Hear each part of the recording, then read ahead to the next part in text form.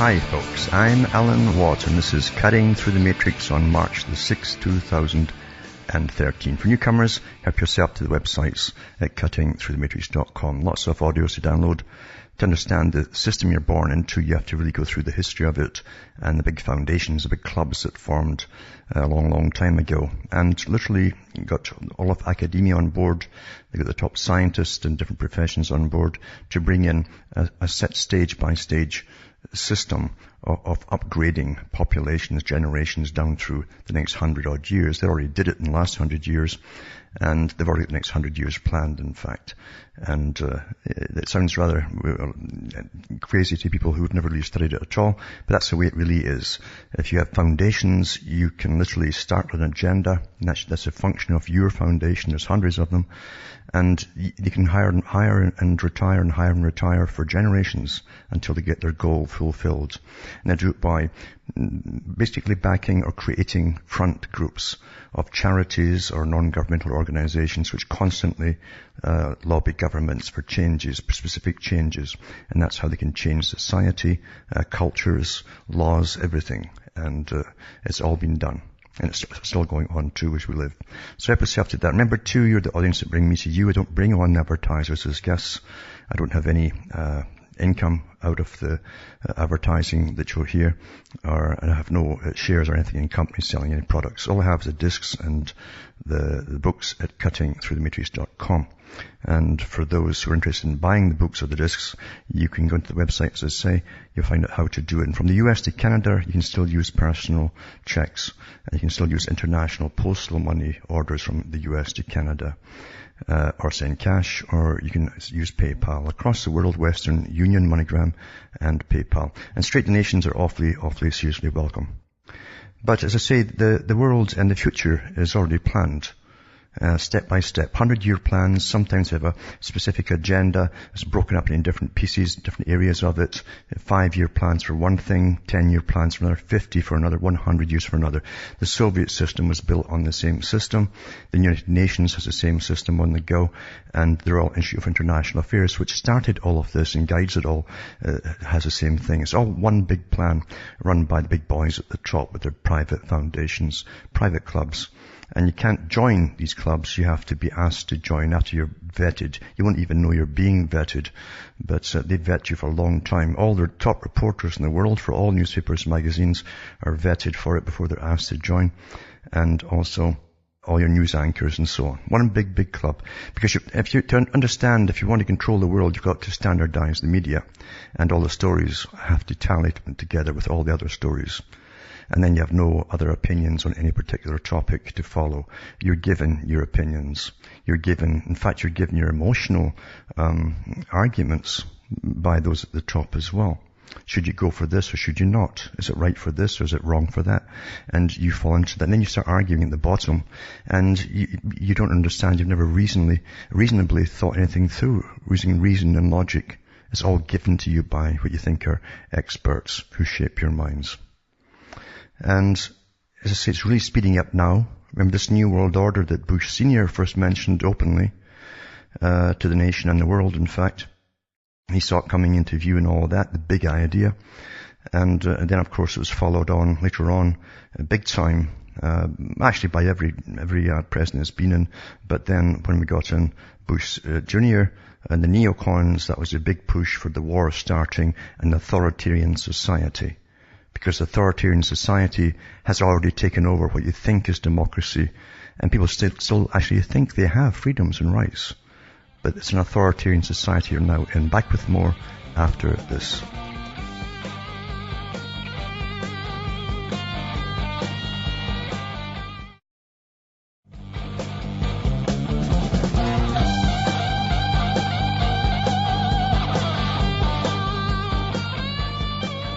Hi folks, we're back cutting through the matrix, talking about the big system. And everyone takes it for granted. You're born into it. Every child around you at the same age as you takes all as normal because it exists. It's as simple as that. It exists this way, so it's obviously all normal. And it takes a lot of time and aging and knowing and learning to inquiring to understand the big system you're born into. Most folk don't really go into it at all. They accept everything that they're told by the media as being the truth. And of course, Brzezinski talked about that in the 1970s in his book. And he mentioned that shortly the public will be unable to reason for themselves. They'll expect the media to even do the reasoning for them. And they'll have nothing to talk about except what was given to them in the previous night's news. And it's very, very true. And you actually classify them into different categories too. The ones who will talk generally at work is trivia. Whatever trivia is the main trivia of yesterday. So whatever is the fanciest thing or the most outrageous thing is what they chat about. And that's how they see life. Everything really is above them. They understand there's a big presence of a system above them, but they don't think beyond that as to why it's there, who controls it, what's its real agendas. They simply know it's there, like the special people who come out of special wombs that manage everything. In other words, it's a form, all tyrannies understand are tyrannical, and in nature. And by tyrannical, I mean that they teach the population that they have no power. And they teach, socialism is a good example, communism is a good example, collectivism, same thing, is a good example, because they keep the bulk of the population in a sort of childlike state where you will accept that. It's not my job to ask the questions from those people above me, the special people who run everything. It's my job to do my little bit, work hard, pay taxes, and so on, do what I'm told. And that's perpetual childhood. And they think that the big problems are really settled by people who seriously sit down, seriously considering things and so on, when the whole thing is planned out at the top where they're going. All the front people you see as politicians are exactly that, front people. All of them are. They're front people. They all know the game. And it's called the political game. That's why they call it the game. And the game, of course, is a show. It's a theater for the general populations. And the real policies are made by the parallel government. The parallel government consists of ex-presidents, prime ministers, and high bureaucratic figures across the world who are brought into this parallel government club. They all know each other. They can get the job done without being responsible to the public. They know the agendas and parts to fulfill that they have to do, and they get it done. They're technocrats. And I've gone into the histories of that over the years too, how it works. And even the people who've joined it after leaving politics, like Margaret Thatcher, she mentioned, I now belong to the parallel government. The parallel government was set up by the Royal Institute of International Affairs. And the Council on Foreign Relations is another branch they have in other countries, like the US and Canada. They have it in Australia, they have it in New Zealand, all the British Commonwealth countries, because the Royal Institute of International Affairs came from the Milner Society, which merged with the Cecil Rhodes Foundation. Rhodes and Lord Rothschild created the Cecil Rhodes Foundation, and they created eventually the Royal Institute of International Affairs when they merged. And they wanted to take over the world, using the British Empire as the embryonic system, and they would then hand it over, because they knew that they'd bankrupt Britain in the process, which they'd already done. And they'd handed over the baton, you might say, to the US to pay the taxes, to supply the troops, the bodies, the armaments, and so on, to take the world over. Not so that the world would be some big happy place, all kind of standardized in a happy way, but really to standardize it in such a way that the big corporative power brokers would run the world, because they truly believe in Darwinism at the top. They truly believe that all those who were excessively rich, that formed this institution at the very beginning, a long time ago, proved by the Darwinian theories that they were at the top of the tree because they'd held on successfully for generations to lots and lots of money, and their children, literally they were breeding, especially picking wives and so on. They didn't pick themselves. It's almost a priesthood that picks their wives for them. Actually, it is a priesthood. And they breed them for intelligence, and they bring them from families who were also very successful too. So they're really into eugenics. And therefore they decided they had the right to run the world, to manage it properly. They couldn't have all the rabble at the bottom deciding what they wanted to do individually. And therefore, they've been training us for an awful long time as to take over the resources of the world for the private corporations, all resources, including your food and water. And they also want to standardize all the governmental systems. Now, it's a very old agenda, and the boys who formed the Royal Institute of International Affairs had many names before that down through the centuries. And right back to Marx, even Marx in London, he was well aware of the agenda. They put him forth. He was a hack writer, a hack journalist, basically, who was a front man too. And he talked about the world being set up in 3 main trading blocks. The whole of Europe would eventually get united, right across Russia, right across the east eventually. And then they would have a provisional type government set up for that. It's now called the EU Parliament. It's happened. And also the second one was to be United Americas. That's still going on. And the Far East was Pacific Rim group that would come under China eventually, because we're going to raise China up until a top industrial power. And it's all happening too. And all these provincial governments, these 3 provincial governments, would then be subservient to a world government. And the world government, as I say, is simply another puppet regime for these big private individuals who own incredible amounts of wealth across the world. It's not just money. Real wealth is many other things too. Massive land rights that you wouldn't believe in the most mineral-rich countries in the world. So it was all planned a long time ago. And they also had to get a population who were dumbed down enough not to ever figure out what was really going on. That's why in the 1800s, when they had to, for instance, in Britain, give a basic education in some of the industrialized cities they created for the overcrowded cities for the workers in the Industrial Revolution and so on, they had to give them a basic education to even read basic instructions in the factories they worked. And at the time, they had big meetings. They didn't want the people at the bottom even reading. They thought it would be dangerous if they started reading. And so at the same time, they came up with an idea, they called it penny novels. And so they saturated the markets with penny novels and advertised them like crazy, geared towards the people at the bottom who'd been into romance and all that kind of stuff, excitement, adventure, stuff they'd never see, really adventure and so on. But that's what it was packed with. Heavily funded to make sure that they didn't get into any serious literature. And they also had discussions about should they keep them working at 16 hours per day.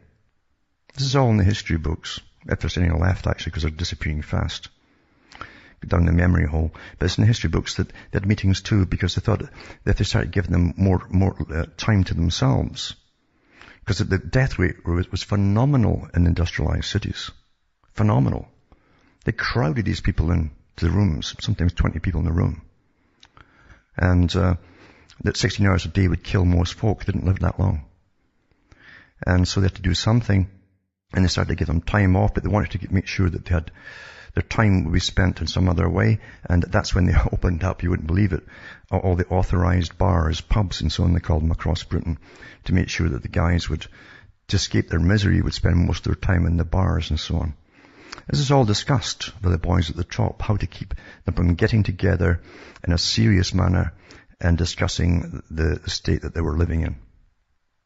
Now, nothing has ever changed, except it's even better today, because today you have top marketers, you have neuroscientists, psychologists, behaviorists, all working in massive foundations, privately owned foundations, on every aspect of society, including all the cultural changes that they've already created, that's happened, the ones we're presently going through, and the ones still to come. That's how minutely we're controlled. And of course, education is standardized too. That's a big thing across the world, because they've got to get the same, not just basic education through, education today is social engineering. You get quality stamped approved when you leave school, believing in all the right things, including all the new normal things, because they're always giving you new normals, and you'll accept them quite naturally, right down to even sexual matters. So it's all done from the top down, and the public really have no say in it at all. And most of them never figure it out. The wars come and go because the wars are all planned. It takes a long time to plan a war, Any war. Not a long time. And wars, again, are, as Marx said quite rightly, he says wars are done for economic reasons. And the big boys at the top wanted to take over all the mineral resources, everything they needed to own everything that was made. And, as I say, water, food, everything. That's what war is for. Oil fields, you name it. It's a war for resources, not for the world, not to share with you. Back home, the ones who are doing all the fighting, supplying the bodies, is for you to give away other countries, actually, because you'll die for them. You come back home and get your little tin star. You might get a pension, you might not, and if you live that long, it is. And your country gives the big oil fields to the big international corporations, which then sell it off abroad, all their oil and so on, while they really gouge you back home. And that's the reality of the world that we live in. So if you're going to fight for something, make sure you know what you're fighting for. Make sure you're not some patsy, because there's lots of crowds of patsies belonging to all these NGO groups. They're all purpose made for you to join before you even know they exist. They're already there for you. And be careful who you follow. Very, very careful. Now, we live in an Orwellian system. And here's an example of it right here. This is a simple example. Oh, I'll talk to you about this when I come back after this break.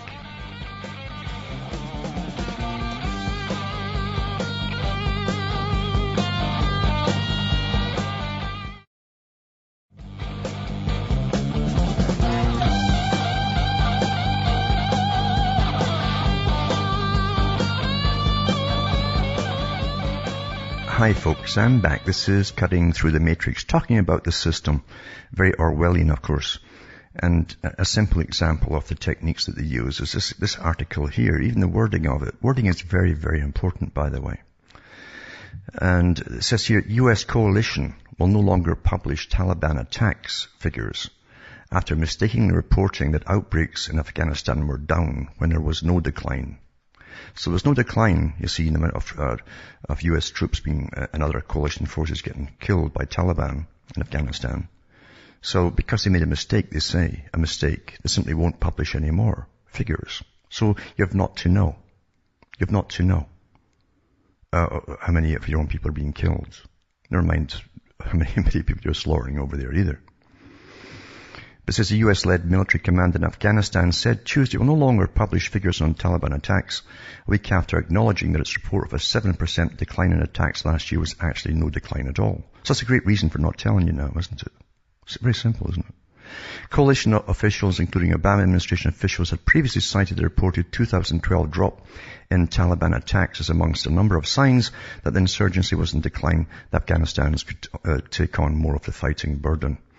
And the Taliban have been pushed out of many population centers and have failed to regain territory they held before the surge of U.S. troops in 2010.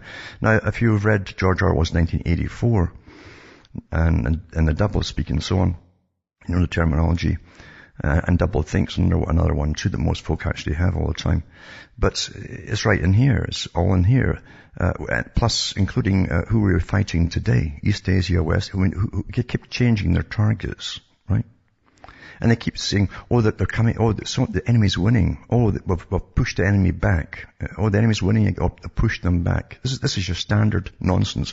All the stuff that you get, remember, in the mainstream is filtered through censorship organizations to decide what you will think you know, and so on.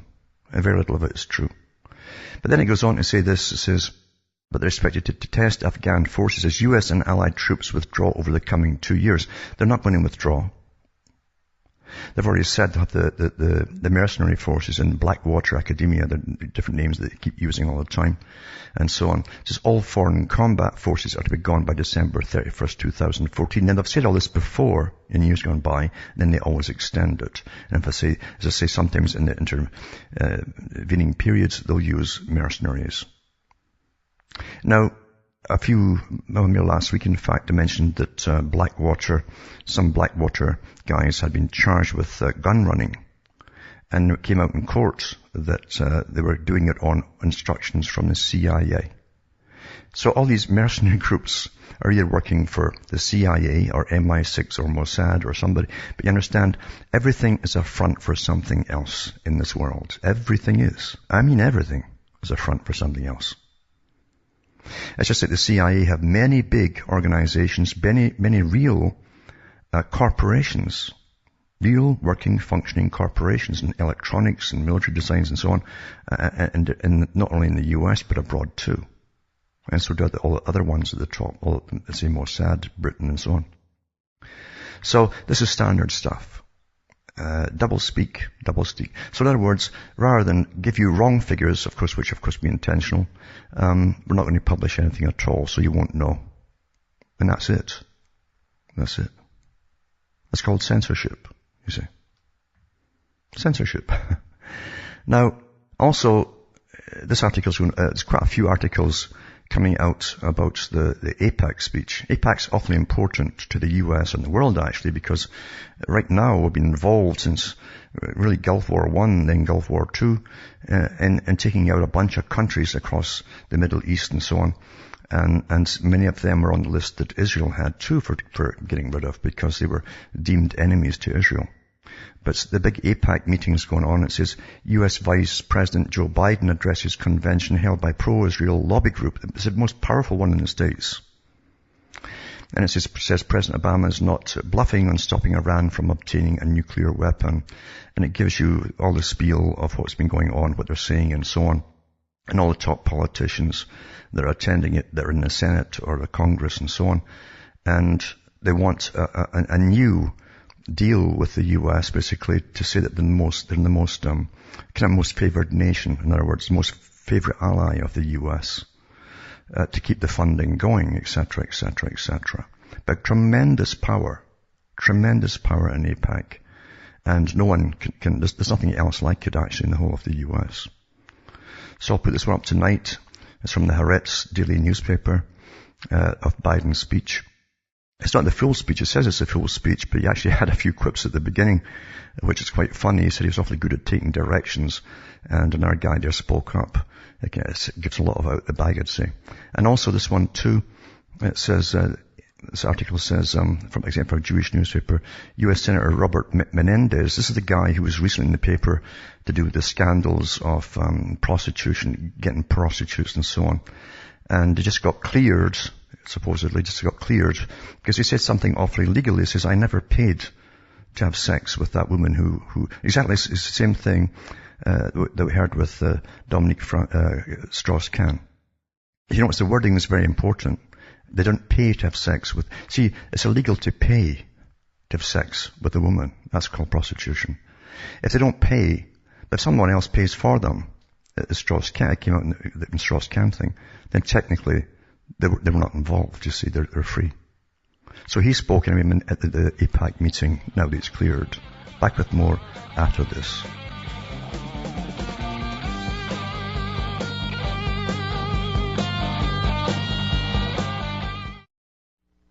You're listening to the Republic Broadcasting Network, because you can handle the truth.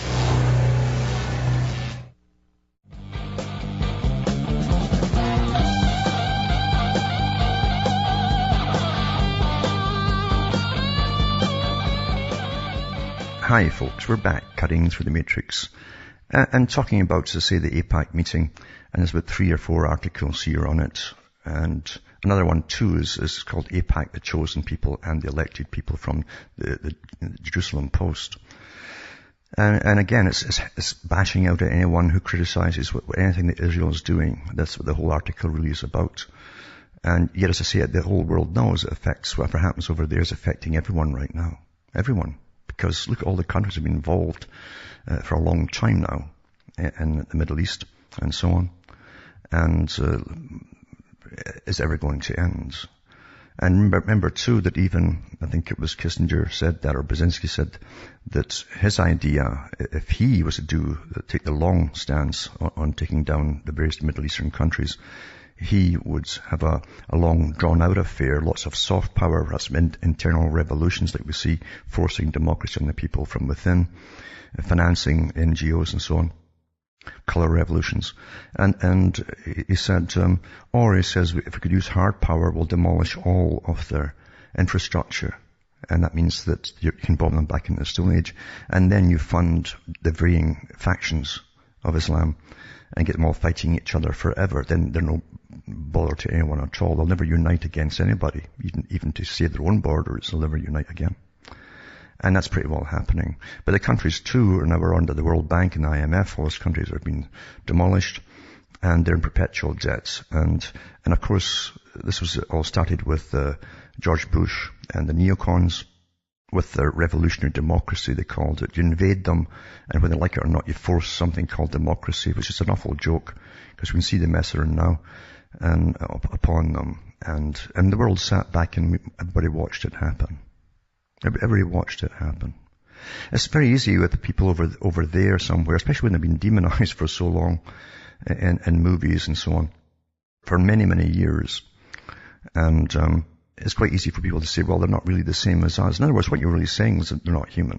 And so you don't take their lives seriously as they get blown up and killed and so on.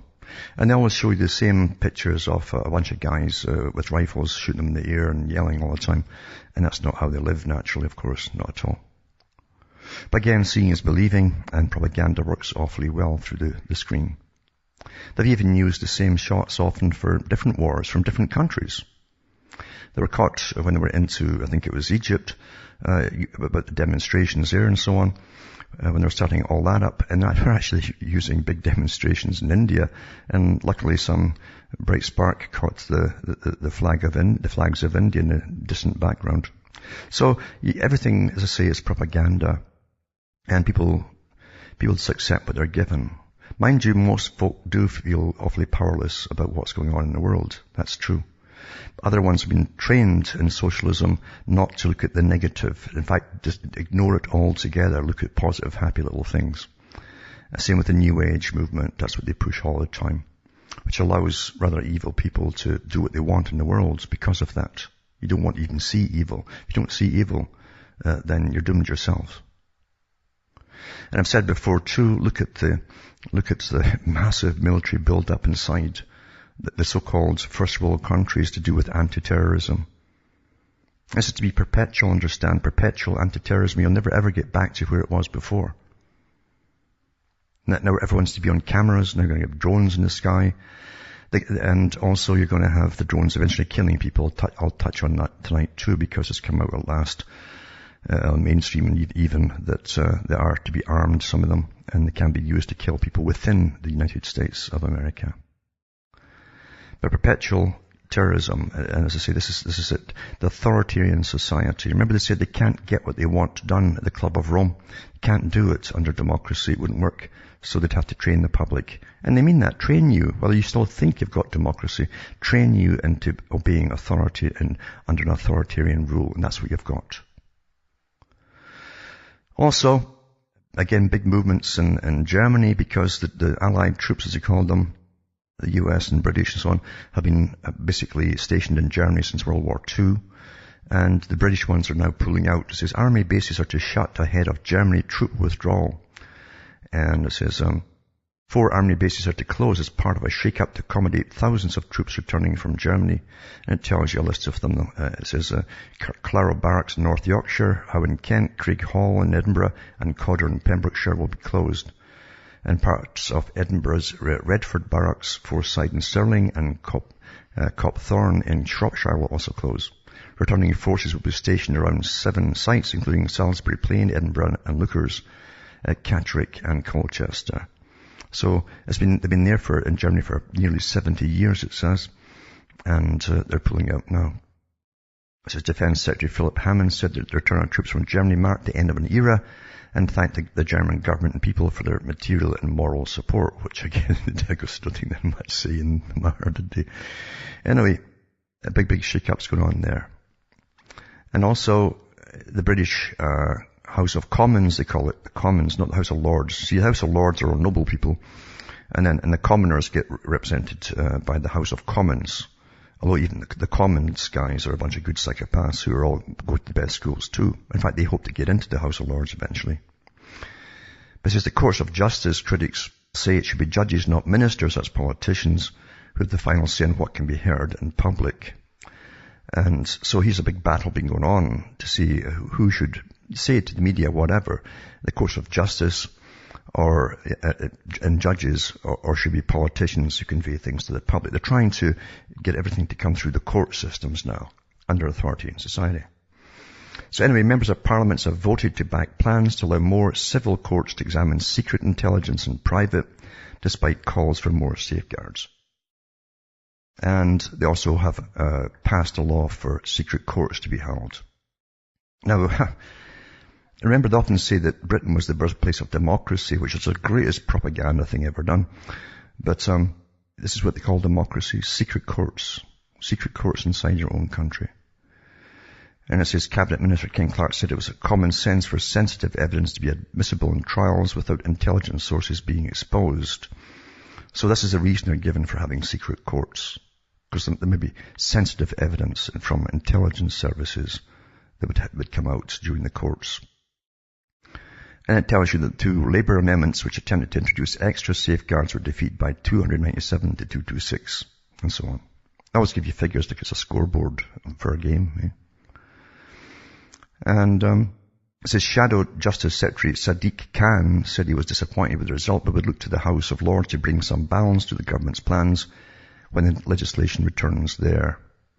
Ministers are concerned that millions of pounds have had to be spent settling civil claims which the government was prevented from challenging successfully because that would have involved revealing secret intelligence in open court. They're talking about rendition and so on. The government has already introduced more safeguards to the legislation currently being scrutinised, ensuring that the judges and not ministers decide when so-called closed material proceedings are used. So it's all in the hands now of judges. No constitution. Not that Britain's got really a constitution. They say it's an oral thing, which of course is awfully flexible as they keep changing it when it suits them. But that's life, isn't it? That really is life. And then at the United Nations, as I say, the United Nations is a front organisation set up again to kind of be the granddaddy for all the NGOs, the thousands of non-governmental organizations that are paid incredibly big money. They're full-time jobs, these NGOs and charities. They lobby governments on behalf of their masters or pay masters, the foundations, the tax-free foundations. But they've been caught in so many things, United Nations and NATO and so on, with prostitution rackets and using troops and so on in different countries they go into. But anyway, crackdown on the United Nations drinking culture as US official accuses diplomats of being inebriated during key budget meetings. And they're always asking for more of your money. Everybody's just asking for your money. Eh? They all ask for your money. Everybody. Yep. Actually, they demand it, don't they? But top US officials suggested a new reason for the failure of sensitive international negotiations. It could be because the participants are drunk. The country's deputy ambassador to the United Nations is calling for a ban on excessive drinking during meetings designed to hammer out the budget. They're hammered all right, but it's not about the budget. So there are reports that diplomats have been visibly drunk while serving on key committees, fueled by the fact that the UN budget is usually fixed in late December. But Joseph Torcella appeared to admit that the US has in the past taken advantage of drunk negotiators to get in its way without them noticing. In other words, it's not the drunk's fault. It's just that it's the US's fault for noticing the guys are drunk. And they want to rule the world, eh? It says, we make the modest proposal that the negotiation rooms should be in the future be in an inebriation-free zone. Mr. Torcella said yesterday, actually they should test their urine for it over there. They should do that because they want all us to get tested for everything, don't they, the United Nations? And they should test them for drugs too, because they find an awful lot of that there as well. So there's your nonsense, you see. We pay these front organizations, because they're fronts, they're all subservient to the Royal Institute of International Affairs, a private organization set up a long time ago to do all that they're doing. And also, that Netanyahu couldn't attend the APEC meeting, but he had a televised thing that was shown. And he says we need a credible threat needed to stop Iran nuclear drive, he says. So that was his big input into it. I'll put that up tonight too. Now, again, as I say, we're run by private organizations that create stars. You understand? It's no different than creating a movie star or a music star. Anybody can be created to be a star with the right machinery behind you to make it happen. They could take a tramp off the street and make him into a top professor in no time at all, and everyone would listen to him if they dressed him up and promoted him and so on, and you would believe it. In fact, they've done it in the past. But anyway, they also the same thing with creating stars for Paul Ehrlich, of course. Paul Ehrlich is the guy, the population bomb, too many people, too many of the wrong kind, all that kind of stuff. Authoritarian society he wants, and massive cutback on population. So it says a demonic duo backup abortion prevents global catastrophe. It says Paul Ehrlich and Anne Ehrlich are at it again. The best way, in our view, to achieve population shrinkage is to give full rights and opportunities to women and to make modern contraception and backup abortion accessible to all sexually active people. In a piece published March 2nd titled Food Insecurity Will Eat Away at Our Civilization, neo-eugenicist Paul Ehrlich gives us a condensed version of his recent research endeavors calling for backup abortions. It's kind of like backing up the computer, to prevent what his colleague Philip Cafaro calls interspecies genocide. In addition, he repeats the conclusions of his recent study for the American Institute of Biological Sciences, proposing mass mind control, I'm not kidding you folks, and increased environmental regulations. And the links are here, I'll put them up tonight. In the recent summary, Ehrlich's right, the best way in our view to achieve population shrinkage, to give full rights and so on to women, make modern contraception, backup abortion accessible to all sexually active people, while the degree to which these steps would reduce total fertility rates is a matter of controversy. They would deliver significant social and economic benefits by making huge reservoirs of fresh brain power available to solve our problems, while saving hundreds of thousands of lives by reducing the number of unsafe abortions. Remember, he advocated different things even further than that in previous articles he's done, of even sterilizing everyone down the road, whether you like it or not. And also, too, they've discussed at the top think tanks that he works with ways of putting stuff in your water or maybe injecting you with something that would turn off sperm and all the rest of it. And if you're awfully good, they might, and serve the system properly, they could turn it back on so you could breed one child. If you were up high enough on the chain, you see. I mean, I'm not kidding. This is where they're going with all of this stuff. And it says Ehrlich and his wife are busy little bees, publishing their death talk in practically every scientific institution with a printing press. Now, as I say, they're made to be stars, and look at the doors open for them. That takes a big organization above them to make it happen, like everything else. In the latest study for the Royal Society, endorsed by none other than Prince Charles, titled Can a Collapse of Global Civilization Be Avoided? And the links are all here for that too. The demonic duo assert that civilization is certain to collapse, and only a concentrated global effort to reduce fertility may avert catastrophe. They like to describe this concentrated global effort as a monumental task. Monumental but not impossible if the political will could be generated globally to give full rights, education, opportunities. They always say about women, what they mean is giving them free abortions across the planet. But that's what they mean about women's health. That's what they mean by that. And provide all sexually active human beings with a modern contraception and backup abortion. And it says, these words contain some drastic and draconian implications. In order to provide backup abortions to women on a global scale, a worldwide population reduction strategy must be outlined and then enforced by all nations of the planet. That's them back to their old stuff again. It says the Ehrlichs concede that such a worldwide effort would not go down well with nations opposing abortions. Well, there's not many left now. They're getting bombed, the last ones that oppose it. Obviously, there are huge cultural and institutional barriers to establishing such policies in some parts of the world.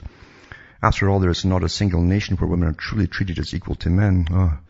Despite that, the population driver should not be ignored simply because limiting overconsumption can, at least in theory, be achieved more rapidly. The difficulties of changing demographic trajectories means the problems should have been addressed sooner rather than later, Ehrlich's right. Responding to countless recent studies showing that not overpopulation but underpopulation seems to be an increasing problem, especially in Europe, the Ehrlich state that halting population growth inevitably leads to changes in age structure is no excuse for bemoaning drops in fertility rates, as is common in European government circles. Reduction of population size in those over-consuming nations, that's all of you folk, first world countries. You see? It's a very positive trend. So having you dying off is a very positive trend. And sensible planning can deal with the problems of population aging. Well, they want to kill you off with the cyanide pill. I mean, that's where they want to go, folks. And you better see who's giving them all this cash and who's behind them and the organizations and foundations that are pushing him into to have his trash published across the planet. You better look into it. These guys mean it, Don't forget, Bertrand Russell knew these guys too. They all work together. And he says we can either put something in their food, in their water, through injections, to do all this stuff. See, it's all been done already. It's all been done. The culture professionals that gave you your culture and the changes in your culture did all the rest of it. Very few get married anymore. Very few have children anymore. And it's all quite normal now, isn't it? All quite normal. And folk can never catch on to anything. They really think they're just floating through some kind of natural evolution. Now, the Department of Homeland Security built domestic surveillance tech into the Predator drones. And it says here that the U.S. Department of Home Security has customized its Predator drones, originally built for overseas military operations, to carry out at-home surveillance tasks in the U.S. that have civil libertarians worried, identifying civilians carrying guns and tracking their cell phones that the government documents show. And it says that the documents provide more details about the surveillance capabilities of the department's unmanned Predator B drones, which are primarily used to patrol the U.S. northern and southern borders, but being pressed into service on behalf of a growing number of law enforcement agencies, including the FBI, Secret Service, Texas Rangers, and local police. And I'll go back to this one when I get back after these messages.